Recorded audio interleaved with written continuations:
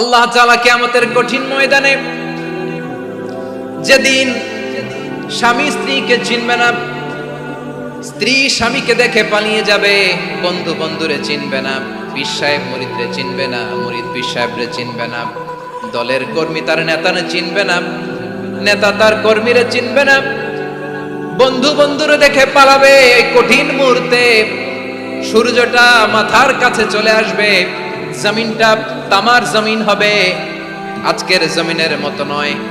মানুষ ঘর্মাক্ত, ক্লান্ত, শ্রান্ত মাথার মগজগুলো কানের ছিদ্র আর নাকের ছিদ্র দিয়ে বেয়ে বেয়ে পড়বে। বিশ্বনবী ফরমান, ময়দানে 7 শ্রেণীর ব্যক্তিকে রব্বুল আলামিন তার আরশের নিচে ছায়া দিবেন। তার মধ্যে প্রথম শ্রেণীর ব্যক্তি হলো ইমামুন আদিল। ইমামুন আদিল, ন্যায়পরায়ণ শাসক, যে ইনসাফের সাথে বিচার করে, যে জাস্টিস সমাজে সার্ভ করে, যে সুশাসন নিশ্চিত করে, ওই ইমামুন আদিল। আদিল শব্দটা বুঝছেন না? ইন্নাল্লাহা ইয়া'মুরু বিল আদল। পাইছেন? আদিল। 7 শ্রেণীর ব্যক্তিকে আল্লাহ তাআলা সুশীতল আরশের নিচে ছায়া দিবেন, যেদিন তার দেয়া ছায়া ছাড়া কোনো ছায়া থাকবে না। এর প্রথম হচ্ছে ইমামুন আদিল, ন্যায়পরায়ণ শাসক। চিল্লায়া বলেন সুবহানাল্লাহ। আবার বিশ্বনবী বললেন, ইন্নাল মুকসিতিনা ইনদাল্লাহি আলা মানাবিরা মিন নূর আন ইয়ামিনির রহমান। কিয়ামতের দিন যারা ন্যায়পরায়ণ হিসেবে আল্লাহর সামনে দাঁড়াবে, কিয়ামতের দিন রব্বুল আলামিন তার আরশের ডান দিকে ওই ন্যায়পরায়ণ লোকদের জন্য আরশের ডান দিকে একটা নূরের মিম্বারে তাদেরকে বসার সুযোগ করে দিবে। আল্লাহর আরশের ডান দিকে ন্যায়পরায়ণ লোকদের জন্য আল্লাহ তাআলা নূরের মিম্বার বানাবে। চারটেখানে কথা মনে করেছেন? আল আদাল, জাস্টিস। ইন্নাল্লাহা ইয়া'মুরু বিল আদল। আল্লাহ তাআলা এই আদালতের নির্দেশনা দেন, সুবিচার, সুশাসন। প্রিয় ভাইয়েরা, এটা আমরা বাংলাদেশে চাই কি চাই না? এই যে অরাজকতা, এই যে অন্যায়, এই যে জুলুম, এই যে ইনকনসিস্টেন্সি সমাজের অসঙ্গতির প্রধান কারণ জাস্টিস নাই, সুবিচার নাই, সুশাসন নাই। শেষবারের মতো আওয়াজ করে বলেন তো, আমরা বাংলাদেশে আদল চাই কি চাই না? তাহলে প্রথম নির্দেশনা শেষ, আল্লাহ তাআলা তোমাদেরকে আদলের আদেশ দেন। এরপরে আল্লাহ বললেন, আমি তোমাদেরকে ইহসানের আদেশ দেই। ইন্নাল্লাহা ইয়া'মুরু বিল আদলি ওয়াল ইহসান। আমি তোমাদেরকে যেমনি আদলের নির্দেশনা দেই, তেমনি ভাবে তোমাদেরকে ইহসানের নির্দেশনা দেই। ইহসান, আওয়াজ করে সবাই বলেন তো ইহসান। সবাই বলেননি, সবাই বললে এতটুকু আওয়াজ হবে আমি বিশ্বাস করি না। আওয়াজ করে বলুন আল ইহসান। ইহসান মানে কারো প্রতি সফট হার্টেড হওয়া, মহানুভব হওয়া, অনুগ্রহ পরায়ণ হওয়া, অনুগ্রহশীল হওয়া, একে অপরের প্রতি দয়াদ্র হওয়া। একে অপরের প্রতি দয়াদ্র, অনুগ্রহশীল হওয়া ছাড়া মানবিক সমাজ কশিনকালেও গঠন করা সম্ভব না। প্রিয় ভাইয়েরা, সুন্দর আচরণ দিয়ে, ইহসান দিয়ে যা জয় করা যায়, নরম আচরণ দিয়ে যেটা অর্জন করা যায়, কঠোরতা দিয়ে সেটা পারা যায় না। বিষ্ণু ঈসা ইসলাম ইহসান দিয়ে, কোমল আচরণ দিয়ে, তার অনুগ্রহ দিয়ে তিনি অনেক কাফিরের হৃদয়কে জয় করে ফেলেছেন। সাইয়েদনা সুমামা ইবনে উসাল রাদিয়াল্লাহু তাআলা আনহুর কথা মনে পড়ে যায়। তিনি ছিলেন ইয়ামামার বাদশা। মদিনাতে বিশ্বনবীকে হত্যা করার নিয়তে এসেছিলেন, গোপনে গোপনে বিশ্বনবীকে হত্যা করে আবার ইয়ামামাতে তিনি ফিরে যাবেন। কিন্তু কি অবাক করা কাণ্ড, হত্যা করতে পারে নাই, সাহাবাদের হাতে তিনি ধরা পড়ে গেলেন। সাইয়েদনা সুমামা ইবনে উসাল রাদিয়াল্লাহু তাআলা আনহু হত্যার নিয়তে আসলেন, কিন্তু হত্যা করতে পারলেন না। সাহাবারা ওনাকে ধরে ফেললেন, ধরে মসজিদে নববীর পিলারের মধ্যে বেঁধে রাখলেন। সুমামা ইবনে উসাল, সিরাত থেকে শুনুন, সিরাত থেকে শোনাচ্ছি। রাদিয়াল্লাহু তাআলা ইয়ামামার অধিপতি ছিলেন। ইয়ামামা বিশ্বনবীকে হত্যার জন্য আসছেন, ধরা পড়ে গেছেন, এখন মসজিদে নববীতে বেঁধে রাখছেন, তার মানে বন্দী। এখন স্ট্যাটাস কি? বন্দী, ক্যাপ্টিভ। বিষ্ণু ঈসা ইসলাম সাহাবাদেরকে বললেন, তার খোঁজ খবর নিও, সুমামা ইবনে উসালের খোঁজ খবর নিও।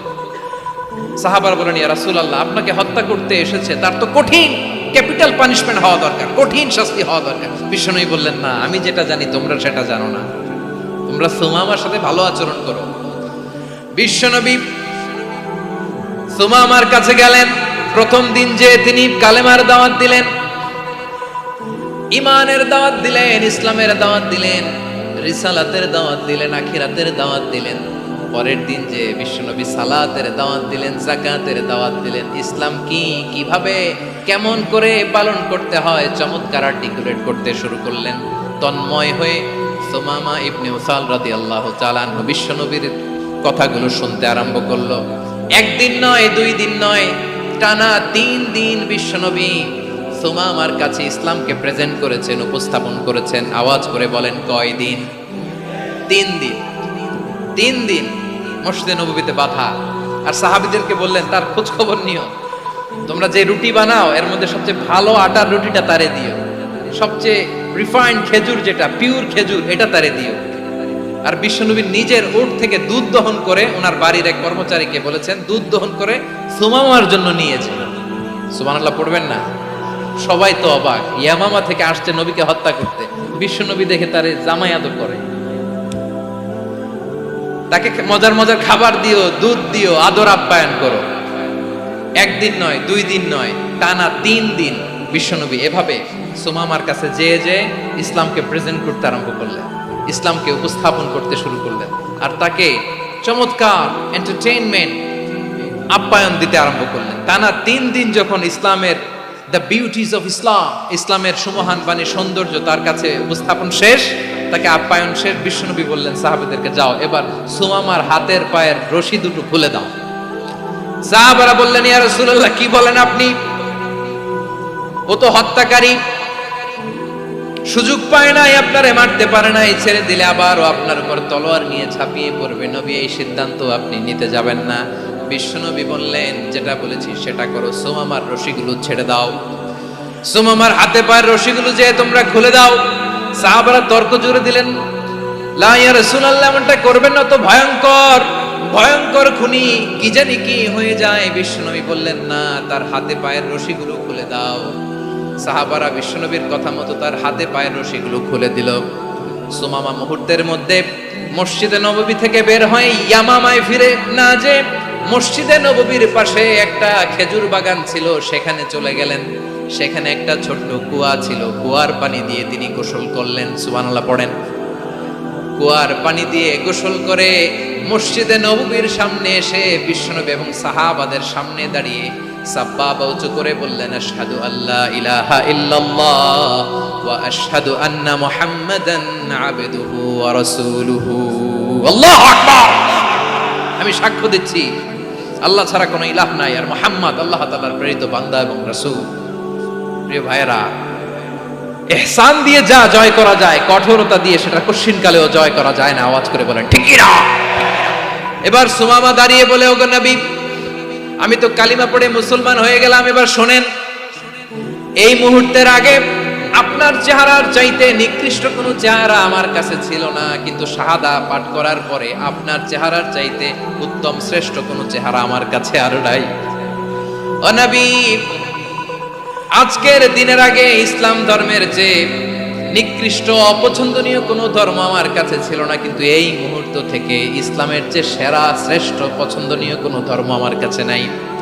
নবী গো, আজকের দিনের আগে মদিনার চাইতে অপছন্দনীয় নিকৃষ্ট কোনো শহর আমার কাছে ছিল না, কিন্তু এই মুহূর্তের পর থেকে মদিনার চাইতে কোনো শ্রেষ্ঠ শহর আমার জানা নাই। সে ছিল গমের বড় ডিলার, গম বেচত। কি বেচত? তার গম কিনে মক্কার লোকেরা রুটি খাইতো। সে ঘোষণা দিল, আজকে থেকে মক্কাবাসীদের জন্য সব গম আমি হারাম করে দিলাম, মক্কাবাসী এখন না খেয়ে মরে। সুবহানাল্লাহ পড়বেন না? মক্কাবাসী বিশ্বনবীর কাছে আসলেন, এসে বললেন, মুহাম্মদ, আমরা তো তোমার ভাই, তোমার চাচা, তোমার ভাতিজা, তোমার আত্মীয়, তুমি সুমামারে বলো সে যেন আবার গমের সাপ্লাই মক্কার জন্য অনুমতি দিয়ে দেয়। বিশ্বনবীর অনুমতি ক্রমে সুমামা আবার মক্কাতে গম পাঠাতে শুরু করলো। পড়েন সুবহানাল্লাহ। ইহসান, ইহসান দিয়ে আপনি যেটা জয় করতে পারবেন, you can win the heart of your enemies. ইহসান দিয়ে আপনি আপনার শত্রুর হৃদয়কে জয় করতে পারবেন। আওয়াজ করে বলেন, ঠিক কি না? এজন্য আল্লাহ বললেন, ওয়া আনফিকু ফি সাবিলিল্লাহি ওয়া লা তুলকু বিআইদিকুম ইলাত তাহলুকা ওয়া আহসিনু ইন্নাল্লাহা ইউহিব্বুল মুহসিনিন। তোমরা আল্লাহর রাস্তায় দান করবে আর নিজেরা নিজেদেরকে ধ্বংসের হাতে ঠেলে দিও না। তোমরা একে অপরের প্রতি ইহসান করবে, কারণ ইহসানকারীদেরকে আল্লাহ বড্ড ভালোবাসেন। সুবহানাল্লাহ পড়েন। আবার সূরা রহমানে আল্লাহ বললেন, হাল জাযাউল ইহসানি ইল্লাল ইহসান ফাবিআইয়ি আলা, সবাই পড়েন, ফাবিআইয়ি আলাই রাব্বিকুমা তুকাযযিবান। ইহসানের প্রতিদান হিসেবে ইহসানি হয়। বিশ্বনবী সুমামার প্রতি যেমন ইহসান করেছেন, সুমামাও ঠিক তেমন ইহসান ফিরিয়ে দিয়েছে। ঠিক কিনা বলেন? তাহলে এক নম্বরে হচ্ছে আদ, ন্যায় বিচার। দুই নম্বরে সবাই বলে ইহসান, সদাচরণ। ইহসান দুই ধরনের প্রিয় ভাইরা, ইহসান ফিল ইবাদা, ইহসান ফিল মুআমালা। ইহসান ফিল ইবাদা হচ্ছে একাগ্র অনুভবে ইবাদতে ডুব দেওয়া, এর নাম ইবাদতের ইহসান। সুবহানাল্লাহ পড়ুন। বিশ্বনবী বলেন ইহসান মানে কি জানো নাকি? হাদিসে জিবরিলে সাইয়েদনা জিবরিল আলাইহিস সালাম বিশ্বনবীকে বললেন, আখবিরনি আনিল ইহসান। নবী আমাদেরকে বলেন ইহসান মানে কি? বিশ্বনবী বললেন, আনতা আবুদাল্লাহা কাআন্নাকা তারাহু ফাইন লাম তাকুন তারাহু ফাইন্নাহু ইয়ারাক। ইহসান মানে হলো এমন ভাবে তুমি আল্লাহর সামনে নিজেকে উজাড় করে ইবাদত করবে, তুমি ভাববে তুমি আল্লাহকে দেখতে পাচ্ছ। আর এটা যদি ভাবা তোমার জন্য কঠিন হয়ে যায়, অন্তত এতটুকু তুমি ভাববা যে আল্লাহ তোমাকে দেখতে পাচ্ছেন। ঠিক কিনা বলেন? ও আমার বীর চট্টলার ভাইয়েরা, কেউ যেটা দেখে না সেটা দেখে কে? এই বিশ্বাস হৃদয়ের মধ্যে আছে? নামাজে যখন দাঁড়ান এই ফিলিংসটা আনা যাবে? হ্যাঁ, এশার সালাত তো এখনো হয় নাই না? আলোচনা শেষে এশার সালাত এখানে অনুষ্ঠিত হবে, তাই না? আচ্ছা বলুন তো, আমরা এশার সালাত পর্যন্ত বেঁচে থাকবো এই গ্যারান্টি আছে কার কার? হাত তোলেন। কয়েকজন হাত তুলছে পেছনে, না বুঝে তুলে ফেলছে। এশা পর্যন্ত যে আমরা হায়াত পাবো কোনো গ্যারান্টি আছে? সবাই আওয়াজ করে বলেন, গ্যারান্টি আছে? গ্যারান্টি নাই। এজন্য বিষ্ণু ইসলাম বলেছে, এমন ভাবে নামাজে দাঁড়াও, ইবাদত করো, মনে করো হতে পারে এটাই আমার জীবনের শেষ নামাজ।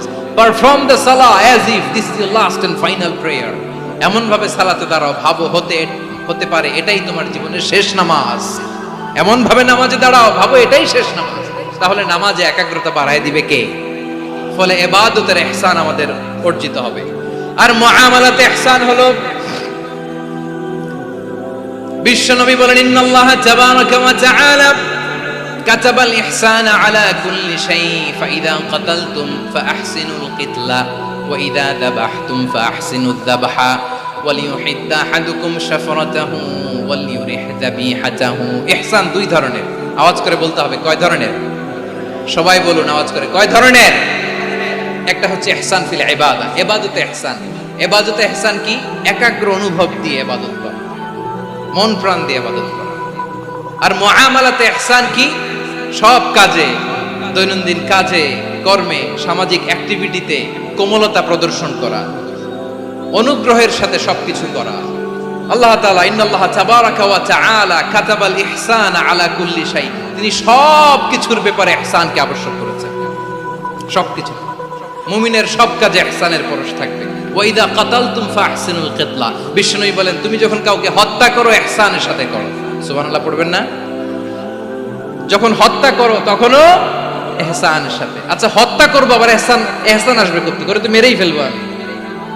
আল্লাহ, ও ভাই একজন খুন করেছে, খুনি, রাষ্ট্রীয় আইনে তার শাস্তি হয়েছে ডেথ পেনাল্টি, মৃত্যুদণ্ড। এখন মৃত্যুদণ্ড দেখে আপনি যেমনি মন চায় তেমনি মারবেন লোকটারে? ওর নাক কেটে ফেলতে পারবেন? ওর কান কাটতে পারবেন? ওর চোখ উপড়ে ফেলতে পারবেন আপনি? যেমন মন চায় তার অঙ্গহানি করা যাবে না। ইহসানের সাথে তাকে হত্যা করো। সুবহানাল্লাহ, this is Islam, this is the true essence of Islam. ওয়া ইযা যাবাহতুম ফাহসিনু যাবহা, যখন জবাই করবে তখনও ইহসানের সাথে জবাই করো। করব জবাই, ওইখানেও নাকি ইহসান। আচ্ছা কুরবানির দিন আমরা পশুগুলোরে কি করি বলেন সবাই আওয়াজ করে? জবাই। জবাই মানে তো এটার মেরেই ফেলতেছি, একটু পরে তো টুকরো টুকরো করে গোশতগুলো খাবো, এটা তো খাবো, এটা তো মেরেই ফেলবে। বিষ্ণু বলে না, জবের মধ্যেও মুমিনের জবের ভেতরেও ইহসানের পরশ থাকা চাই। যখন জবাই করবে প্রাণীটাকে হাত পা টাইট করে বেঁধে নাও, ছুরিটাকে শার্পেন করে নাও, ধারালো করে নাও, যাতে অল্প সময়ে জবাইটা হয়ে যায়, প্রাণীটা যাতে কম কষ্ট পায়। সুবহানাল্লাহ পড়ে। দিস ইজ কল্ড ইহসান। ইহসান আল্লাহ তাআলা যেমনি আদলের আদেশ করেছেন, ন্যায় বিচার জাস্টিস এনশিওর করতে বলেছেন, সমাজে ইহসানের ব্যবহার, ইহসানের অনুশীলন তিনি করতে বলেছেন। এজন্য মুমিনের প্রতিটি কাজে, আমার চট্টগ্রামের ভাইরা আমার দিকে তাকান, খেয়াল করে শুনুন, মুমিন জীবনের প্রতিটি কাজে ইহসানের পরশ থাকা চাই। আমরা যেন আমাদের পরিবারের প্রতি ইহসান করি, আমরা যেন আমাদের কর্মচারীদের প্রতি ইহসান করি, আমরা যেন আমাদের কলিগদের প্রতি ইহসান করি, আমরা যেন আমাদের ভাইদের প্রতি ইহসান করি। মুমিন জীবনের প্রতি কাজে ইহসানের পরশ থাকার দরকার আছে না নাই? কথা বুঝতে পেরেছেন? তাহলে আল্লাহ তাআলার তিনটা আদেশ ছিল, কয়টা গেল? ভুলে গেছে, ভুলে গেছে চট্টগ্রাম। তিনটা আদেশের মধ্যে কয়টা বললাম? প্রথমে কি ছিল? আদল। তিন নম্বরে রব্বুল আলামিন বললেন ওয়া ইতাইদিল কুরবা, নিকটাত্মীয়দেরকে দান করো, নিকটাত্মীয়দেরকে দাও, যারা তোমাদের ব্লাড কানেকশনের আত্মীয় তাদেরকে তোমরা দাও। এখানে জেনারেলি বললেন দাও, কি দিব সেটা তিনি এখানে বলেন নাই, সেটা তিনি সূরাতুল ইসরার মধ্যে বলেছেন। আল্লাহ বলেন ওয়া আতিযাল কুরবা হাক্কাহ, নিকট আত্মীয়দেরকে তাদের অধিকার, তাদের প্রাপ্য তোমরা বুঝিয়ে দাও।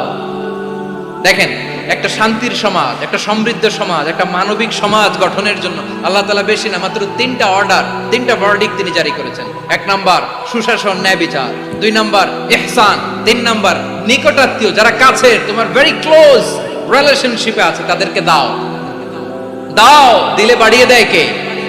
অনেকে দিতে চায় না, কৃপণতা করে। দিলে বাড়ায় দেয় কে? ও মিয়া, মদিনার মধ্যে সবচাইতে গরিব সাহাবী ছিল বেলাল রাদিয়াল্লাহু তাআলা আনহু। ওনার এন্টায়ার অ্যাসেট, সম্পদের পরিমাণ কতদূর জানেন? একটা লুঙ্গি। বেলাল রাদিয়াল্লাহু তাআলা আনহু, ওনার টোটাল ওয়েলথের এস্টিমেশন হচ্ছে মাত্র একটা লুঙ্গি। একটা লুঙ্গি, টোটাল ওয়েলথ এস্টিমেশন, টোটাল সম্পদের পরিমাণ বেলাল রাদিয়াল্লাহু তাআলা আনহুর কি ছিল? কথা বোঝে নাই বোধহয়। কি ছিল? ওই বেলাল রাদিয়াল্লাহু তাআলা আনহুকে বিষ্ণু ইসলাম বলেছেন আনফিক ইয়া বেলাল, ও বেলাল তুমিও দাও।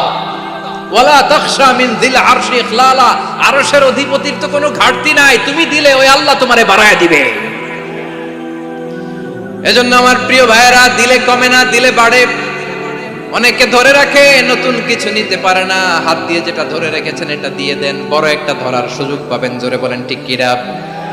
ধরেন 5 কেজি ওজনের একটা ধরে রাখছেন, এখন 10, এটা না ছাড়লে 10 কেজি ধরতে পারবেন আপনি? আচ্ছা, 10 কেজির জিনিস একটা আছে হাতে, ওইটা যদি ছেড়ে দেন তাহলেই না 15 কেজি ধরতে পারবেন। কথা বলেন ঠিক কিনা? তাহলে দিলে বাড়িয়ে দেয় কে?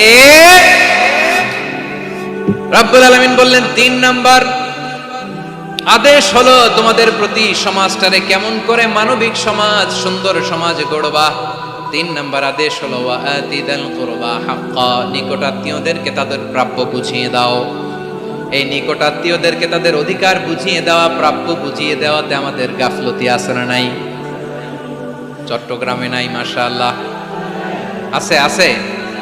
অনেকে দেখবেন অনেক আল্লাহওয়ালা তাহাজ্জুদ গুজার, সেজদা দিতে দিতে কপালে কালো দাগ ফেলে দিছে, সে তার বোনের হকটা আদায় করে নাই। আছে না নাই? হ্যাঁ, এখানেও আছে। সর্বনাশ। অনেক বড় হাজী সাহেব, বিশাল লম্বা দাড়ি, ছেলেরে সব দিয়ে দিছে, মেয়েরে কিছু দেয় নাই, মেয়ের হক আদায় করে নাই। আছে না নাই? এই হাজী সাহেবেরা, এই আল্লাহওয়ালারা কিয়ামতের ময়দানে আটকে যাবে। আপনি অন্যের অধিকার নষ্ট করেছেন, তাদের রাইটস কে ভায়োলেট করেছেন। এজন্য আল্লাহ তাআলা বলেন, কারো অধিকার যদি কেউ নষ্ট করে, ওই সমাজটা মানবিক সমাজ কঠিনকালেও হতে পারে না। এজন্য 3 নম্বর আল্লাহ বললেন ওয়া ইতাইদিল কুরবা, নিকটাত্মীয়দেরকে দাও। কি দিবা? তাদের অধিকার দিয়ে দাও, বোনের অধিকার বুঝিয়ে দাও, মেয়ের অধিকার বুঝিয়ে দাও, ফুফুর অধিকার বুঝিয়ে দাও। দেখবেন অনেক মায়েরা ছেলের পাতে মুরগির রান দেয়, মেয়ের পাতে দেয় মুরগির ঠ্যাং। এরকম আছে না নাই? ছেলেরা কি দেয় মুরগির, মেয়ের পাতে কি দেয়? তো মেয়ের কি মুরগির রান খেতে মনে চায় না? মনে চায় না? এমনটা করা যাবে না। নিকটাত্মীয়দেরকে অধিকার দিয়ে দাও, নিকটাত্মীয়ের সাথে সুসম্পর্ক রাখো। আদেশটা কার? এজন্য প্রিয় ভাইয়েরা, জীবনে যদি বারাকা অর্জন করতে চান, নিকটাত্মীয়দের সাথে সুসম্পর্ক রাখতে হবে, তাদের জন্য উপহার পাঠাতে হবে। বিশ্বনবী বলেন, লা ইয়াদখুলুল জান্নাতা কাতে, যে ব্যক্তি আত্মীয়তার সম্পর্ককে ছিন্ন করে দেয়, সে কঠিন কালেও আল্লাহর জান্নাতে ঢুকবে না। আপনি কি এটারে সহজ হাদিস মনে করছেন? এটা সহজ কথা? আপনি ভাবছেন আপনার নামাজ আপনার বাঁচাতে পারবে, আপনার রোজা বাঁচাতে পারবে, আপনার তাহাজ্জুদ আপনারে বাঁচাতে পারবে? অধিকার নষ্ট করলে কিছুই আপনারে বাঁচাতে পারবে। এজন্য নিকট আত্মীয়দেরকে দিতে হবে বেশি বেশি। বিশ্বনবী বলেন, ইন্না সাদাকাতা আলাল মিসকিনি সাদাকা ওয়া আলা যির রাহিমি ইসনাতান সাদাকাতুন ওয়া সিলা। মিসকিনরে দান করলে শুধু দানের সওয়াব হয়, নিকট আত্মীয়কে দান করলে দুইটার সওয়াব হয়। সাদাকার সওয়াব হয়, আবার আত্মীয়তার বন্ধন অটুট রাখার সওয়াব হয়ে যায়। আবার বিশ্বনবী বললেন, মান সাররাহু আইয়ুবসাতা লাহু ফি রিজকিহি ওয়া ইউনসালাহু ফি আসারিহি ফালইয়াসিল রাহিমা। যে ব্যক্তি তার রিজিকের প্রশস্ততা চায় আর হায়াতে বরকত চায়, সে যেন তার আত্মীয়ের সাথে সুসম্পর্ক রাখে। আমার প্রিয় চট্টলার ভাইয়েরা, আমাদের রিজিক বাড়ুক, এটা আমরা চাই কি চাই না? সবাই চান? হ্যাঁ, আমাদের রিজিকে প্রশস্ততা আসুক, চাই কি চাই না? আমাদের হায়াতে বরকত আসুক, আমরা চাই কি চাই না? এই দুইটা যদি চান, তাহলে নিকট আত্মীয়দের সাথে সুসম্পর্ক রাখবেন, পারবেন? তাহলে সমাজটারে মানবিক সমাজ বানায় দিবে কে? তিনটা আদেশ চলে গেল। কয়টা? আওয়াজ করে বলেন। 1 নম্বরে কি ছিল? 2 নম্বরে, 3 নম্বরে নিকট আত্মীয়দেরকে দান। আপনাদেরকে আরো শোনার আগ্রহ আছে? আপনাদের মনোযোগ আছে না গেছে? কষ্ট হচ্ছে না? মাশাআল্লাহ, মাশাআল্লাহ। তাকবীর পড়ুন, লিল্লাহি তাকবীর।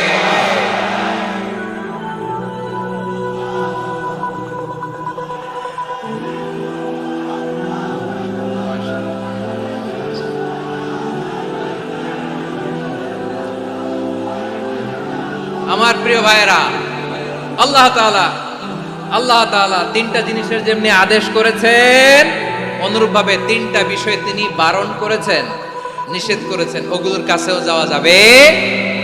শুনবেন। রাব্বুল আলামিন বলেন, ওয়ায়ানহা আনিল ফাহশাই ওয়াল মুনকারি ওয়াল বাগি। আমি যেমনি তিনটি বিষয়ে আদেশ করলাম, অনুরূপভাবে তিনটি বিষয়ে বারণ করলাম, নিষেধ করলাম। আমার 1 নাম্বার নিষেধাজ্ঞা হলো অশ্লীলতার প্রতি। ফাহশা, ওয়ায়ানহা আনিল ফাহশা। আল্লাহ তাআলা অশ্লীলতাকে নিষেধ করেছেন। কোন জিনিসকে? সবাই বলুন, কোন জিনিসকে? যত ধরনের, যত টাইপের, যত ক্যাটাগরির অশ্লীলতা হতে পারে, সব অশ্লীলতাকে হারাম করেছেন কে? ফাহশা মানে কি? কথায়, কাজে, আচরণে, কমেন্ট, ফেসবুকের কমেন্টসে যত ধরনের নোংরামো আছে, যত ধরনের অশ্লীলতা আছে, এটাকে আরবিতে বলে ফাহশা। এটাকে কি বলে? রাব্বুল আলামিন বলেন, কুল ইন্নামা হাররামা রাব্বিয়াল ফাওয়াহিশা মা যাহারা মিনহা ওয়া মা বাতান। ও নবী, আপনি বলে দেন, আমার রব প্রকাশ্য, অপ্রকাশ্য, স্পষ্ট কিংবা অস্পষ্ট, দৃশ্যমান কিংবা অদৃশ্যমান সব অশ্লীলতাকে হারাম করেছেন। সব ধরনের অশ্লীলতা হারাম, সব ধরনের। আল্লাহ তাআলা আমাদেরকে অশ্লীলতা থেকে বাঁচান, অশ্লীলতা থেকে তিনি আমাদেরকে হেফাজত করুক। পড়েন আমিন। এবার বলেন, আমাদের সমাজে অশ্লীলতা আছে না নাই? চট্টগ্রামে নাই? আমি কই নাই, ওনারা বলে আছে।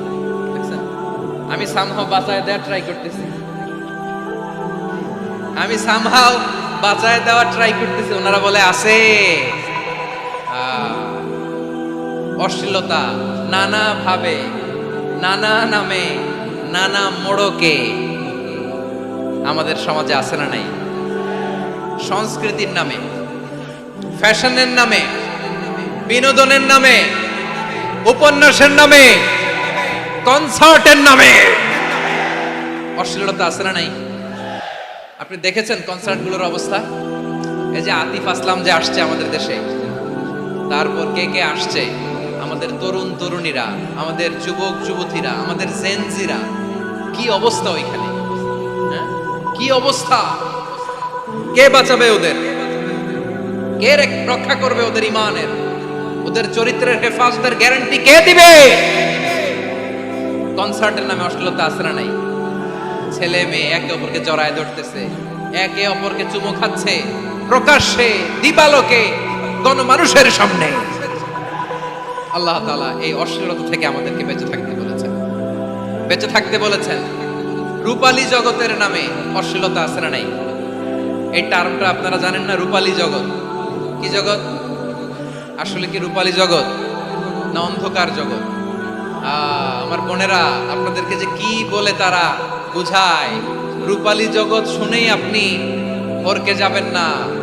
রূপালী জগতে যে নারী যত বেশি উলঙ্গ, সে নাকি তত বেশি সাহসী। জানেন, বলে এটা একটা সাহসী নারী, খুব সাহসী পদক্ষেপ তার। যত বেশি শরীর থেকে কাপড় নামাতে পারবে, যত বেশি বস্ত্রহীন হয়ে নিজেকে প্রেজেন্ট করতে পারবে, সে নাকি তত বেশি সাহসী। আমার চট্টলার ভাইয়েরা, শয়তানের প্রথম এজেন্ডা ছিল বনি আদমকে বস্ত্রহীন করা। সে আদম এবং হাওয়া আলাইহিস সালামকে নিষিদ্ধ গাছের ফল খাইয়ে তাদেরকে বস্ত্রহীন করেছে।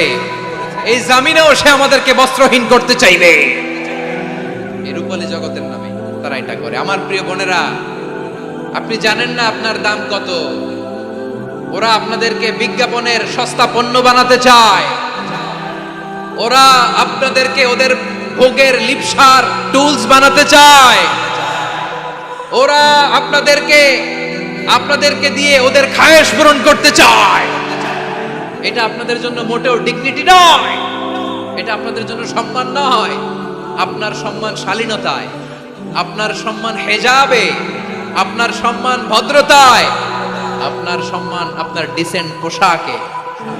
পোশাক বলে দেয় এই নারীটা ভদ্র না অভদ্র। পোশাক বলে দেয় এই মেয়েটা কোন ঘরের মেয়ে। আওয়াজ করে বলেন ঠিক কিনা? আপনি জানেন না, আপনারা এই সস্তা পণ্য বানায়, ভোগের পণ্য, বিলবোর্ডে আপনাকে উলঙ্গ করে উপস্থাপন করে। এই অশ্লীলতার সাথে ইসলামের কোনো সম্পর্ক। এজন্য আল্লাহ বলেন, আমি অশ্লীলতাকে হারাম করেছি। অশ্লীলতাকে হারাম করার প্রথম কারণ হলো এর মাধ্যমে মানবতাকে অপমানিত করা হয়। কারণ মানুষের সম্মান মানুষের পোশাকে। মানুষ যখন পোশাকহীন হয়ে যায়, বস্ত্রহীন হয়ে যায়, তার সম্মান কমে যায়, ঠিক কিনা? অশ্লীলতাকে হারাম করার প্রথম কারণ হচ্ছে মানুষ মানুষকে অপমান করে। একটা নারী, সে তো সম্মানিত। নারী যে কত সম্মানিত, নারীরা এটা বুঝেই নাই।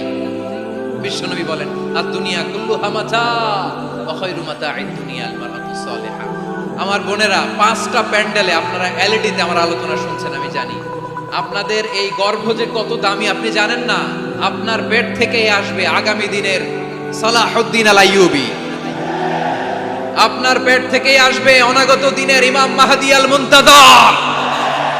আপনার পেট থেকেই আসবে অনাগত দিনের ফয়সাল, ওয়াসিম, মুগ্ধ, আবু সাইদের মতো বীর যোদ্ধা।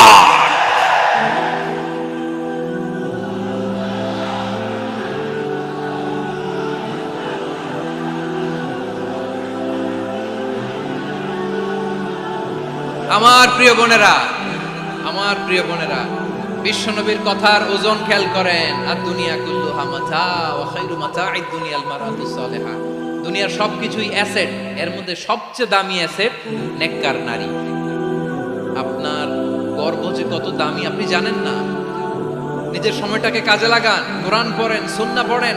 আপনার অনেক দায়িত্ব ঘরে। You are the MD of your family. একটা family it's a very big institution. পরিবার একটা অনেক বড় প্রতিষ্ঠান। and you are the MD of your institution. আপনি এই পরিবারের MD, managing director of your family.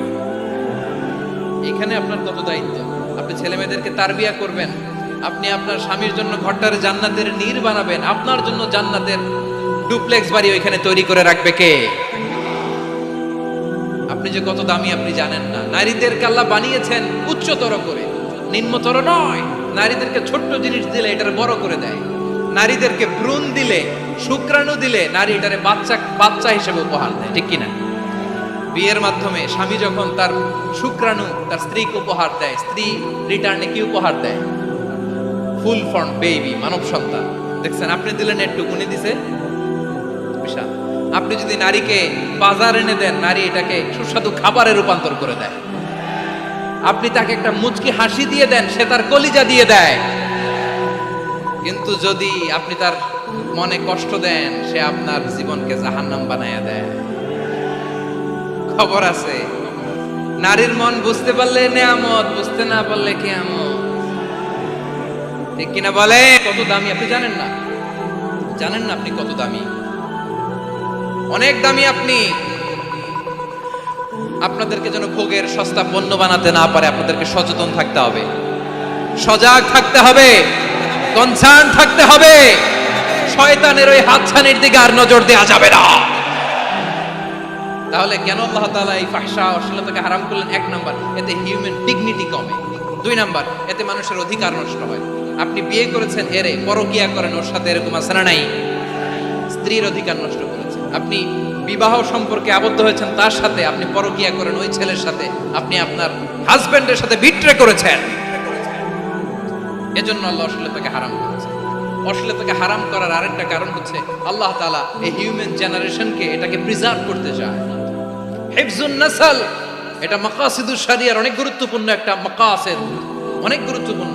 আপনার নাসল, আপনার জেনারেশনকে সংরক্ষণ করা। এই যে আসতেছে ফেব্রুয়ারি, কত ফেব্রুয়ারি জানো? এটা কি বিশ্ব ভালোবাসা দিবস? হ্যাঁ, কি দিবস? এই বিশ্ব ভালোবাসা দিবসের সাথে মুসলমানদের কোনো সম্পর্ক নাই। আমার প্রিয় ভাইরা, এই যে আপনি অবৈধ সম্পর্কে জড়ালেন, কেন আল্লাহ অশ্লীলতাকে হারাম করেছে? দেখেন, বলতেছিলাম যে এটা আপনার নাসল, আপনার জেনারেশন, আপনার লিনিয়েজ, আপনার বংশকে প্রিজার্ভ করা। কে কার বাবা, কে কার মা, বাবা মা জানা, প্রজন্মকে প্রিজার্ভ করা, এটা ইসলাম ওয়াজিব করে দিয়েছে।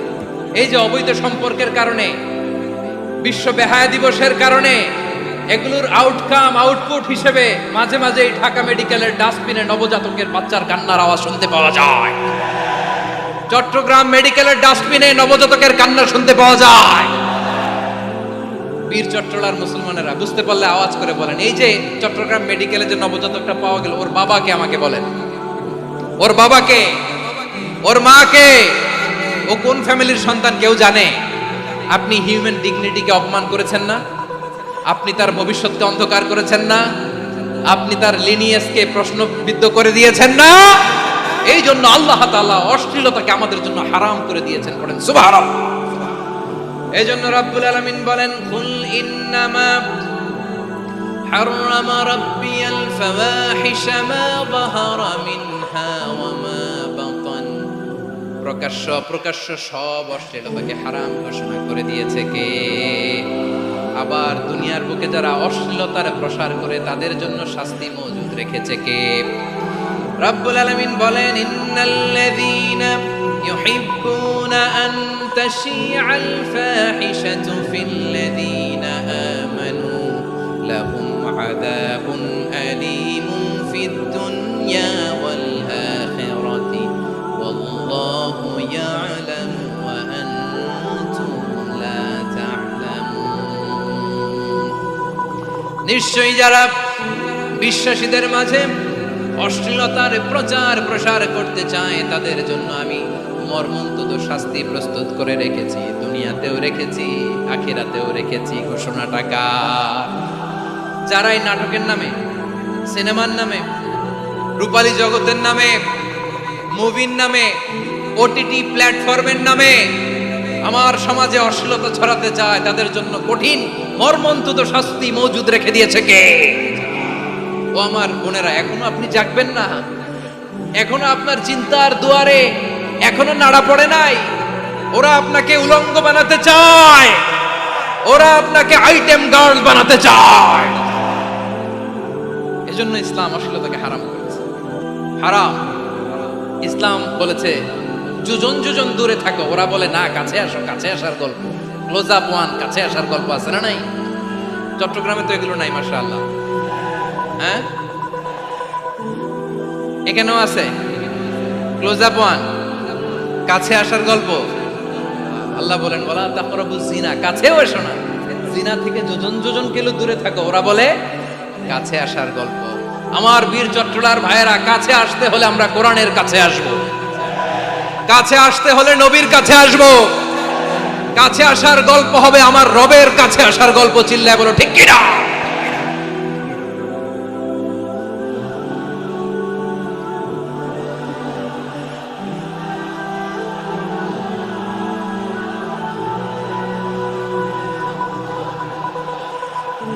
বসুন বসুন আমার ভাইয়েরা।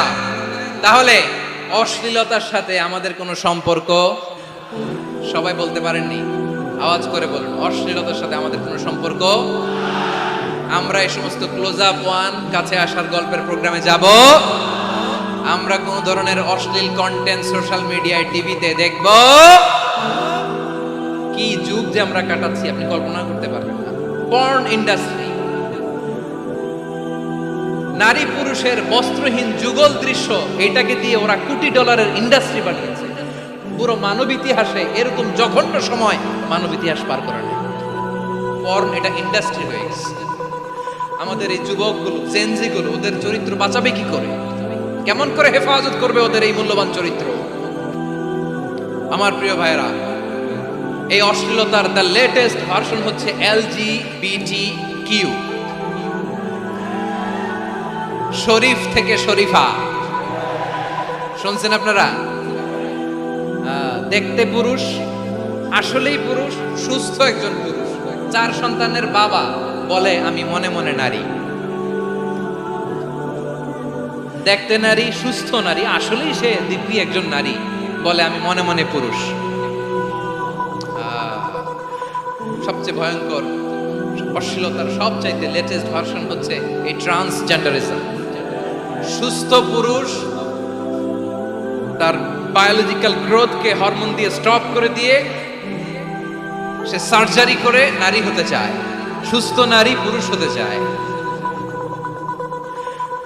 পুরুষ পুরুষের প্রতি সেক্সুয়ালি আকর্ষণ বোধ করে, এটা লূত আলাইহিস সালামের কওমের মধ্যে ছিল। এটাকেও আল্লাহ কোরআনে ফাহিশা বলেছেন। ওয়ালুতান ইয ক্বালা লিকাওমিহি আতাতুনাল ফাহিশাতা মা সাবাকাকুম বিহা মিন আহাদিম মিনাল আলামিন।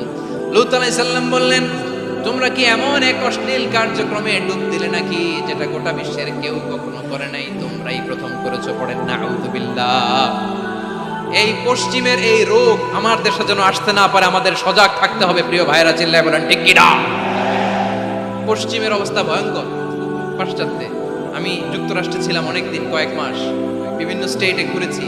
গার্ডিয়ানরা উদ্বিগ্ন, ছেলে মেয়েদেরকে, ছোট্ট ছেলে মেয়ে, ওদেরকে জিজ্ঞেস করে তুমি how do you feel right now inside yourself, তুমি ভিতরে ভিতরে কেমন ফিল করো? তোমার কি ছেলে ছেলে লাগে না মেয়ে মেয়ে লাগে? আচ্ছা বলেন, এই ছোট্ট বাচ্চাটা ওকে এগুলো জেন্ডার অ্যাসাইনমেন্ট বলতে এগুলো কিছু বুঝে? এইভাবে মিসগাইড করা হচ্ছে। কৌতূহল বশত ছোট্ট ছেলে যদি বলে আমার তো মেয়ে মেয়ে লাগে, তখন বলে যে না তুমি মেয়ে, ছেলে না। মা বাবা বাধা দিলে ওকে আলাদা গভর্নমেন্ট হাউসে নিয়ে যাবে। ভয়ঙ্করতম অবস্থা। আমরা একটা সময়ে শুনতাম হুজুর আমার ছেলেটা খুব ভালো, হাফেজে কোরআন, আল্লাহওয়ালা। হুজুর আমার ছেলে দাড়ি রাখছে, আল্লাহওয়ালা। হুজুর আমার ছেলে 5 ওয়াক্ত সালাত জামাতের সাথে পড়ে, তার মানে আল্লাহওয়ালা। পশ্চিমে যে আমি কি শুনছি জানেন? ওরা বলে হুজুর আমার ছেলেটা ইউনিভার্সিটির একটা মেয়ের সাথে প্রেম করে, ও খুব আল্লাহওয়ালা, হুজুর দোয়া করবেন। এর কারণ ওদের কাছে আল্লাহওয়ালার ক্রাইটেরিয়া হচ্ছে হুজুর আমার ছেলেটা আরেক ছেলেরে পছন্দ করে নাই, আমার মেয়েটা আরেক মেয়েকে ভালোবাসে নাই, এজন্য আমার ছেলেটা আল্লাহওয়ালা, হুজুর ওর জন্য একটু দোয়া করে দিয়ে। কি চ্যালেঞ্জ ওরা ফেস করতেছে। ওনার ছেলে যে আরেক ছেলেরে বিয়ে করবে না, এটাতেই উনি খুশি যে আলহামদুলিল্লাহ আমার ছেলেটা একটা মেয়েরে ভালোবাসে, আমার মেয়েটা একটা ছেলেরে ভালোবাসে, মানে এটা খুব আল্লাহওয়ালা। নাউজুবিল্লাহ পড়তে পারলেন না? এজন্য অশ্লীলতার সাথে আমাদের কোনো সম্পর্ক। রব্বুল আলামিন বলেন ওয়ায়ানহা আনিল ফাহশাই ওয়াল মুনকারি ওয়াল বাগি তিনটা জিনিসকে আমি নিষিদ্ধ করলাম। এক নাম্বার হলো ফাহশা, অশ্লীলতা। দুই নাম্বারে হলো মুনকার, সমস্ত মন্দ কাজ। আপনাদের মনোযোগ আছে না? শেষ করে দিব? আর 2-1 মিনিট শুনবেন? আচ্ছা বলি তাহলে, আর 2-1 মিনিট। তাহলে নিষেধাজ্ঞা জারি করেছেন তিনটা জিনিসের উপর। এক নাম্বার কি? ফাহশা, অশ্লীলতা। দুই নাম্বার মুনকার। মুনকার মানে হচ্ছে যত মন্দ কাজ, খারাপ কাজ, বাজে কাজ, এটার বলে মুনকার। এটার কি বলে? আপনারা পড়ছেন না, তা'মুরুনা বিল মা'রুফি ওয়া তানহাউনা আনিল মুনকার। ভালো কাজের আদেশ, সৎ কাজের আদেশ, অসৎ কাজের নিষেধ। মুনকার, মুনকার হচ্ছে মানুষের স্বাভাবিক বিবেকবোধ যেটাকে খারাপ বলে, ওইটাই মুনকার। পৃথিবীর সব আসমানি গ্রন্থ যেটাকে খারাপ বলেছে, মানুষের স্বাভাবিক বিবেকবোধ যেটাকে খারাপ বলেছে, এগুলো সব মুনকার। যেমন ইফতিজিং, এটা কি ভালো না খারাপ? মজুদদারি, খাদ্যে ভেজাল দেওয়া, ওজনে কম দেওয়া, মাছে ফরমালিন মিশানো, চাঁদাবাজি, টেন্ডারবাজি, দখলবাজি, এগুলো আমাদের স্বাভাবিক বিবেকেই বলে এগুলো খারাপ, এগুলো হচ্ছে মুনকার। আল্লাহ তাআলা এই মুনকার থেকে আমাদেরকে বেঁচে থাকতে বলেন, আর শয়তান এই মুনকারের প্রতি আমাদেরকে উদ্বুদ্ধ করে। আল্লাহ তাআলা বললেন, ইয়া আইয়ুহাল্লাযীনা আমানু লা তাত্তাবিউ খুতুওয়াতিশ শাইতান ফাইন ওয়া মান ইয়াত্তাবি' খুতুওয়াতিশ শাইতানি ফাইন্নাহু ইয়া'মুরু বিল ফাহশাই ওয়াল মুনকার। আল্লাহ বললেন, আমার গোলামেরা শোনো শোনো, ও আমার বিশ্বাসী বান্দারা খবরদার, তোমরা কশিনকালেও শয়তানের পদাঙ্ক অনুসরণ করবে না, কারণ শয়তান তোমাদেরকে অশ্লীলতা এবং মন্দ কাজের দিকে উদ্বুদ্ধ করে। আমাদের কাজ হচ্ছে শয়তান আমাদেরকে যেদিকে নিতে চায় আমরা তার উল্টা দিকে যাব, ঠিক কিনা বলে? শয়তান এই মন্দ কাজকে আমাদের কাছে বিউটিফাই করে, চাকচিক্যময় করে আমাদের সামনে উপস্থাপন করে। এজন্য আল্লাহ বলেন, মুনকারকে থামাতে হবে, মুনকার প্রতিরোধ করতে হবে। মুনকার প্রতিরোধের দায়িত্ব শুধু আমাদের নাকি? শুধু আপনার খতিব সাহেবের, ইমাম সাহেবের, নাকি মুসলিম উম্মার সবার? আওয়াজ করে বলুন, মুনকার, অসৎ কাজ প্রতিরোধের দায়িত্ব কার? রাব্বুল আলামিন বলেন, কুনতুম খায়রা উম্মাতিন উখরিজাত লিন-নাসি তা'মুরুনা বিল মা'রুফি ওয়া তানহাউনা আনিল মুনকার। তোমাদেরকে শ্রেষ্ঠ জাতি করে জমিনের মধ্যে আবির্ভূত করা হয়েছে, যাতে করে তোমরা জমিনের ভেতরে সৎ কাজের আদেশ করতে পারো আর অসৎ কাজের নিষেধ করতে পারো। উম্মাহ কুনতুম খায়রা, তাহলে গোটা উম্মার দায়িত্ব, এটা বুঝতে পারছেন তো? আচ্ছা, আরো নিচে আসা। এরপরে আল্লাহ বললেন, শুধু উম্মাহ না, এই জমিনের রাজত্ব আমি যাদের হাতে দেই, এই জমিনের মালিক আমি যাদেরকে বানিয়ে দেই, যাদেরকে আমি সরকারের দায়িত্ব দেই, তাদেরকেও মুনকার প্রতিরোধের দায়িত্ব দিয়েছে কে? আল্লাহ বলেন, যারা ক্ষমতার মসনদে বসেছে তাদেরকে 4 দফা কর্মসূচি আমি আল্লাহ দিলাম। আওয়াজ করে বলেন, কয় দফা? আল্লাহ বলেন, আল্লাযীনা ইম্মাক্কান্নাহুম ফিল আরদি আকামুস সালাতা ওয়া আতাউস যাকাতা ওয়া আমারু বিল মা'রুফি ওয়া নাহাউ আনিল মুনকার ওয়া লিল্লাহি আকিবাতুল উমুর। যারা এই জমিনের উত্তরাধিকার হয়েছে তারা 4 দফা কর্মসূচি নিয়ে সামনে আগাবা। সালাত কায়েম করবা, যাকাত আদায় করবা, সৎ কাজের আদেশ দিবা, অসৎ কাজ থেকে মুনকার প্রতিরোধ করবা। আদেশটা কার? আমার প্রিয় চট্টলার ভাইরা, পুরো উম্মার দায়িত্ব মুনকার প্রতিরোধ করা, সরকার প্রধানের দায়িত্ব মুনকার প্রতিরোধ করা। এরপর আল্লাহ বলেন, প্রতিটা ফ্যামিলির যিনি প্রধান সিইও বাবা, প্রত্যেক বাবারও দায়িত্ব এই মুনকার প্রতিরোধ করা। আওয়াজ করে বলেন, ঠিক কিনা? যেমনটি সাইয়েদনা লুকমান আলাইহিস সালাম ওনার কলিজার টুকরা সন্তানকে আদেশ করেছেন, ইয়া বুনাইয়া আকিমিস সালাতা ওয়া'মুর বিল মা'রুফি ওয়ানহা আনিল মুনকার। পড়েন সুবহানাল্লাহ। বাবা ছেলেকে সবক দিচ্ছে। কে সবক দিচ্ছে? কাকে? লুকমান আলাইহিস সালাম ছেলেকে বলতেছে, ওরে আমার কলিজার টুকরা সন্তান, ওরে আমার বাছা, নামাজ কায়েম করবা, সৎ কাজের আদেশ দিবা, আর মুনকার প্রতিরোধ করবা, অসৎ কাজ সমাজ থেকে খারাপ কাজকে ঝেঁটে বিদায় করে দিবা। তাহলে দেখেন আমি স্টেপ বাই স্টেপ নামলাম। পুরা উম্মার দায়িত্ব, জমিনের উত্তরাধিকারী আল্লাহ যাদেরকে বানিয়েছেন সরকার, তাদের দায়িত্ব, প্রতিটি ফ্যামিলির প্রধানের দায়িত্ব, এরপরে বিশ্বনবী বলেন সচেতন প্রতিটি মুসলিমের দায়িত্ব সমাজ থেকে মুনকারকে উৎখাত করা। বিশ্বনবী বলেছেন মান রাআ মিনকুম মুনকারান ফালিয়ুগাইয়িরহু বিয়াদিহি ফাইন লাম ইস্তাতি ফাবিলিসানিহি ওয়া ইন লাম ইস্তাতি ফাবিকলবিহি ওয়া যালিকা আযআফুল ঈমান। সমাজে যে মুনকার দেখবে, খারাপ কাজ দেখবে, সে যেন হাত দিয়ে সেটাকে থামায়। কি দিয়ে? আপনাদের তো হাত নাই না? হাত আছে, হাত আছে। ওরা যেই হাত দিয়ে অন্যায় করে ওইটা প্রতিরোধের জন্য আমাদেরও হাত আছে না নাই? থামাতে হবে, থামাতে হবে।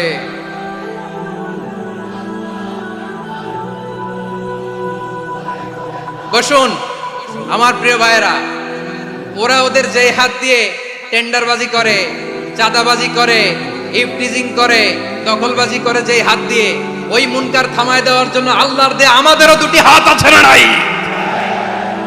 আমাদেরও হাত আছে। থামাইতে হবে, থামাইতে হবে, হিম্মত করতে হবে। আমার প্রিয় ভাইয়েরা, না থামালে আমরাই ডুববো শেষমেশ। আমাদের বাঁচার জন্য হলেও থামাইতে হবে। রব্বুল আলামিন বলেন ওয়াত্তাকু ফিতনাতাল লা তুসিবান্নাল্লাযীনা যালামু মিনকুম খাসসা। ও আমার গোলামেরা, ওই আযাবকে ভয় করো যে আযাব যখন আমি জমিনের বুকে পাঠাই শুধু জালেমদেরকেই মারি না, আলেমদেরকেও মারি।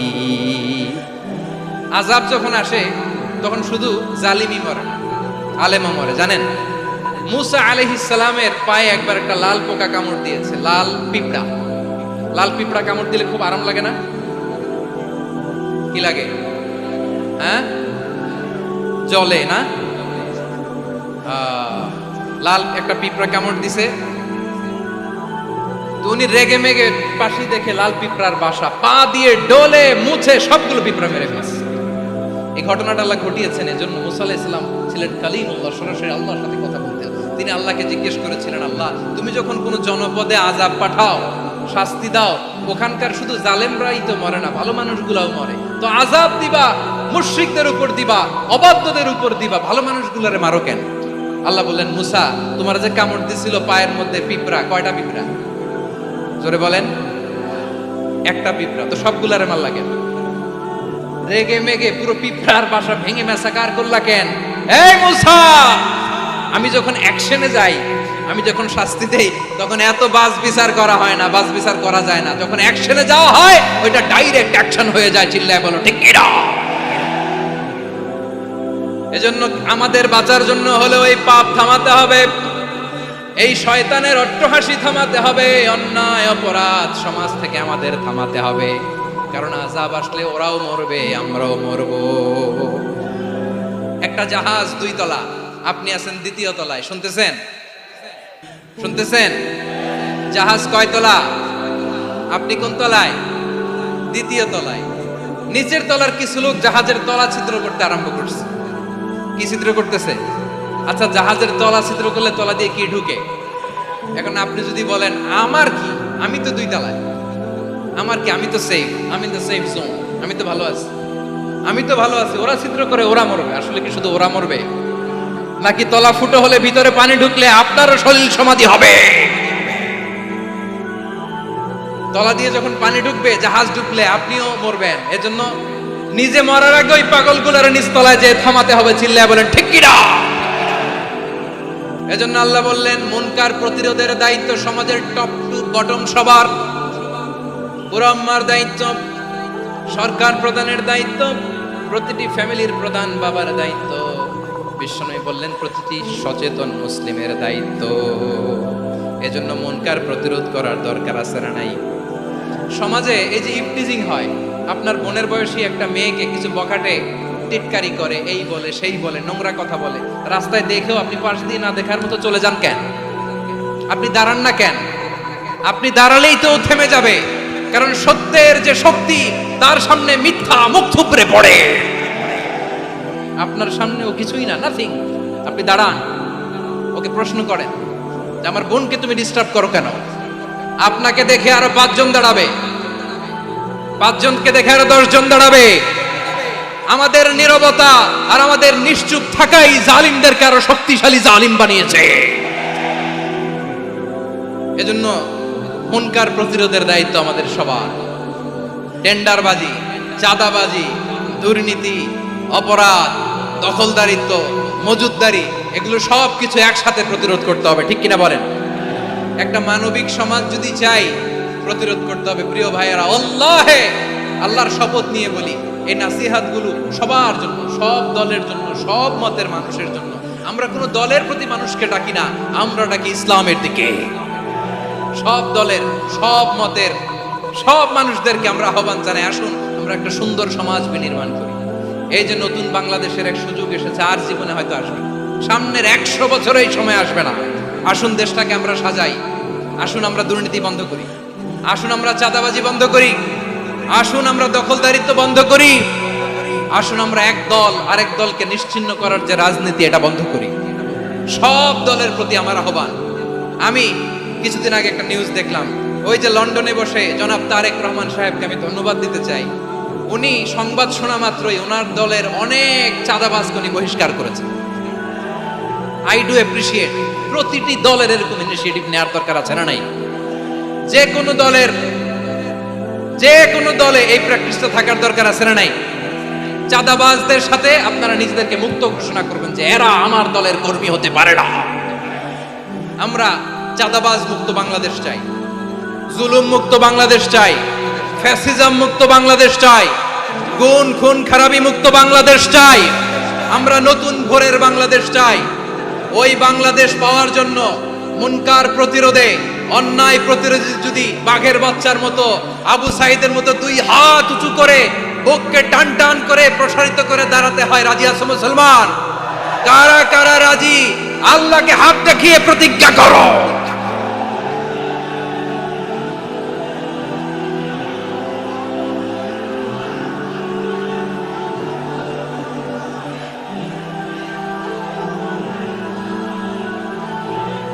আমার প্রিয় ভাইয়েরা, বসুন বসুন আমার ভাইয়েরা। রাব্বুল আলামিন বলেন, ওয়ায়ানহা আনিল ফাহশাই ওয়াল মুনকারি ওয়াল বাগি ইয়াইদুকুম লাআল্লাকুম তাযাক্কারুন। বসুন। আল্লাহ বললেন, আমি অশ্লীলতাকে নিষেধ করি, আমি সব ধরনের মন্দ কাজকে নিষিদ্ধ করি, সব শেষে আমি সীমা লঙ্ঘনকে তোমাদের জন্য নিষিদ্ধ করি। আলোচনা মনে আছে তো? না ভুলে গেছেন? নিষিদ্ধ করেছেন কয়টা জিনিস? 1 নম্বরে অশ্লীলতা, 2 নম্বরে মুনকার তথা সব মন্দ কাজ, 3 নম্বরে আল বাগি, সীমা লঙ্ঘন, ক্রসিং দ্য লিমিট। সীমা লঙ্ঘন করা ভালো না। We all should know our limits. চিল্লায় বলেন ঠিক কিনা? একই আয়াতে আল্লাহ বললেন, কুল ইন্নামা হাররামা রাব্বিয়াল ফাওয়াহিশা মা যাহারা মিনহা ওয়া মা বাতানা ওয়াল ইসমা ওয়াল বাগিয়া বিগাইরিল হক। অন্যায় ভাবে যে অবাধ্য হয়, যে সীমা লঙ্ঘন করে, তাদেরকেও আমি এটা হারাম করে দিলাম। সীমা লঙ্ঘন করা হারাম, সীমা লঙ্ঘন করা হারাম। আল্লাহ বারবার বারবার আমাদেরকে ওয়ার্নিং দেয়। যখন আমরা থামি না, তখন আল্লাহ ধরে, আর যখন ধরে তখন ছাড়ে না। ধরে ধরে ধরে না, ধরলে আল্লাহ। ফেরাউনকে কিন্তু হুট করে ধরে নাই, আপনারা জানেন 9 বার ওয়ার্নিং দিয়েছে। ফেরাউনকে আল্লাহ তাআলা ওয়ার্নিং দিয়েছিল কয়বার? বীর চট্টলার বীর সেনানীরা আওয়াজ করে বলেন, ফেরাউনকে ধরার আগে ওয়ার্নিং দেওয়া হয়েছিল কয়টা? রাব্বুল আলামিন বলেন, ওয়ালাকাদ আতাইনা মূসা 9 আয়াতিন বাইয়িনাত। 9টা মুজিজা দেখিয়েছি। 1 2 3 বারবার এইভাবে রিমাইন্ডার, ওইভাবে রিমাইন্ডার, এইভাবে নসিহত, ওইভাবে দাওয়া। ফাকুলা লাহু কাওলান লাইয়িনা, নরম করে বলো, সফট করে বলো, যত ওয়ে হতে পারে দাওয়া মেথডোলজি। মূসা আলাইহিস সালামের সব অ্যাপ্লাই শেষ। 10ম বারে যে আল্লাহ ধরছে, 10ম বারে যে ধরেছে। এজন্য আল্লাহ বলেন, আমি সীমা লঙ্ঘনকে পছন্দ করি না। কোরআনের অন্য আয়াতে বাগীকে বলা হয়েছে আল ইতিদা, সীমা লঙ্ঘন যারা করে তাদেরকে আল্লাহ বলেছেন মু'তাদিন। ওয়াকাতিলু ফি সাবিলিল্লাহিল্লাযীনা ইউকাতিলুনাকুম ওয়া লা তা'তাদু ইন্নাল্লাহা লা ইউহিব্বুল মু'তাদিন। আমি সীমা লঙ্ঘনকারীদেরকে কোশ্চিনকালেও পছন্দ করি না। আমরা যেন সীমা লঙ্ঘন না করি, রাজি আছেন তো? যে কোনো ক্ষেত্রে ইবাদতে যেন সীমা লঙ্ঘন না করি। অনেকে আমরা ইবাদতে সীমা লঙ্ঘন করে ফেলি। বিশ্বনবী সাল্লাল্লাহু আলাইহি ওয়াসাল্লাম যেটা শিখিয়েছেন এর বাইরে যে অতিরিক্ত বুজুর্গ হতে চায় এরকম আছে না? নাই। করা যাবে না, কোনো ক্ষেত্রেই সীমা লঙ্ঘন করা যাবে, এমনকি যুদ্ধ ক্ষেত্রেও না। বিশ্বনবী সাল্লাল্লাহু আলাইহি ওয়াসাল্লাম বলেন খবরদার যুদ্ধ ক্ষেত্রেও সীমা লঙ্ঘন করো না। কি সুন্দর ইসলাম আমরা পেয়েছি। বিশ্বনবী বলেন খবরদার যুদ্ধের ময়দানে কোনো নারীর গায়ে হাত তোলো না, কোনো শিশুর গায়ে হাত তোলো না, কোনো গবাদি পশু হত্যা করো না, কোনো শস্য ক্ষেত্র ধ্বংস করো না, ইবাদতরত অন্য ধর্মের কোনো সন্ন্যাসীর গায়ে হাত তোলো না। বলেন সুবহানাল্লাহ। তাহলে আমরা সীমা লঙ্ঘন করতে পারবো? প্রিয় ভাইরা, একটা সুখী সমৃদ্ধ শান্তির সমাজ, মানবিক সমাজ যদি আমরা গঠন করতে চাই, আমাদের আল্লাহর দেয়া কয়টা আদেশ মানতে হবে বলেন দেখি? সবাই বলেন কয়টা? আর বেঁচে থাকতে হবে কয়টা জিনিস থেকে? আওয়াজ করে বলেন কয়টা? আচ্ছা, আদেশ নাম্বার 1 কি ছিল বলেন? আল্লাহর আদেশ কি? 1 নাম্বার আদাল, ন্যায়পরায়ণতা। আমরা সুবিচার, সুশাসন, ন্যায় বিচার চাই কি চাই না? 2 নম্বরে কি ছিল? মাশাআল্লাহ, আওয়াজ করে বলেন 2 নম্বরে কি ছিল? ইহসান। আমরা যেন সবার প্রতি দয়া পরবশ হই, ইহসান করি। 3 নম্বরে কি ছিল? নিকটাত্মীয়দের দান করা, তাদের অধিকার প্রাপ্য বুঝিয়ে দেওয়া। পাশাপাশি 3টা জিনিস থেকে আল্লাহ বারণ করেছেন, নিষেধ করেছেন। তার প্রথমটা ফাহশা, অশ্লীলতা। অশ্লীলতার সাথে আমাদের কোনো সম্পর্ক। আজকের এই ঐতিহাসিক চট্টগ্রামের প্যারেড ময়দান থেকে আমরা যত ধরনের মা তাহারা মিনহা মা বাতান, প্রকাশ্য অপ্রকাশ্য, দৃশ্যমান অদৃশ্যমান, সব অশ্লীলতা থেকে নিজেদেরকে মুক্ত ঘোষণা করলাম। অশ্লীলতাকে আমরা না বলে দিলাম। আওয়াজ করে সবাই বলুন নো। অশ্লীলতার সাথে আমাদের কোনো সম্পর্ক। 2 নম্বর নিষেধাজ্ঞা কি ছিল? আল মুনকার, সমাজের যত মন্দ কাজ এগুলোকে আমরা প্রতিরোধ করব। রাজি আছেন তো সবাই? 3 নম্বরে আল বাগি, সীমালঙ্ঘন। কোন মুসলিম সীমালঙ্ঘন করে না, এমনকি যুদ্ধ ক্ষেত্রেও না। আওয়াজ করে বলেন ঠিক কি না? রব্বুল আলামিন শেষে বললেন ইয়াইদুকুম লাআল্লাকুম তাযাক্কারুন। আল্লাহ তোমাদেরকে উপদেশ দেন যাতে তোমরা শিক্ষা গ্রহণ করো। আমরা উপদেশ দিব, আমরা জোর করে কাউরে কিছু মানাতে চাই না। লা ইকরাহা ফিদ্দিন ওয়া যাক্কির ফা ইন্না যিকরা তানফাউল মুমিনিন। উপদেশ দিলে এটা মুমিনদের কাজে দেয়। লাস্তা আলাইহিম বিমুসাইতির ইন্নামা আনতা মুযাক্কির। নবী হে, আপনি রিমাইন্ডার দাতা, আপনি উপদেশ দিবেন। আমরাও বিশ্বনবীর এই হাদিসগুলো থেকে, কোরআনের আয়াত থেকে রিমাইন্ডার, এই কথামালা, বাণীবাহক হিসেবে এই বাণীগুলো আপনাদের সাথে কাছে পৌঁছে দিলাম। আমরা আল্লাহ তাআলার কাছে প্রার্থনা করি, আল্লাহ আমরা যেন আদল দিয়ে আমাদের সমাজকে গঠন করতে পারি। আল্লাহ আমরা যেন ইহসান করতে পারি, আমরা যেন নিকটাত্মীয়দের দান করতে পারি। আল্লাহ যত ধরনের অশ্লীলতা, অনাচার, মন্দ কাজ, সীমালঙ্ঘন, অবাধ্যতা থেকে যেন আমরা বেঁচে থাকতে পারি। আল্লাহ তাআলা আমাদের সবাইকে কথাগুলো বোঝার ও আমল করার তৌফিক দান করুন। হাযা মা ইনদি ওয়াল ইলমু ইনদাল্লাহ আলাইহি তাওয়াক্কালতু ওয়া ইলাইহি উনীব। প্রিয় ভাইরা, আমি আপনাদের সবার জন্য দোয়া করি, আপনারাও আমার জন্য দোয়া রাখবেন। আমাদের পাশেই আছেন আমাদের সকলের শ্রদ্ধাভাজন আমাদের মুরব্বী আওলাদে রাসূল আনোয়ার হোসেন তাহের জাবির আল মাদানী হাফিজাহুল্লাহু ওয়া রাআ। সবাই বসুন। উঠবেন না, কেউ উঠবেন না। উঠলেন কেন? উঠলেন কেন? প্যারেড ময়দানের প্রোগ্রাম তো এরকম হইতে পারবে না। বসুন। এটা আল্লামা সাঈদীর স্মৃতি বিজড়িত মাহফিল। বসুন, বসুন। এই মাহফিলের আদব আছে। বসুন, বসুন। সুশৃঙ্খল ভাবে আমরা আখির মোনাজাতে অংশগ্রহণ করব।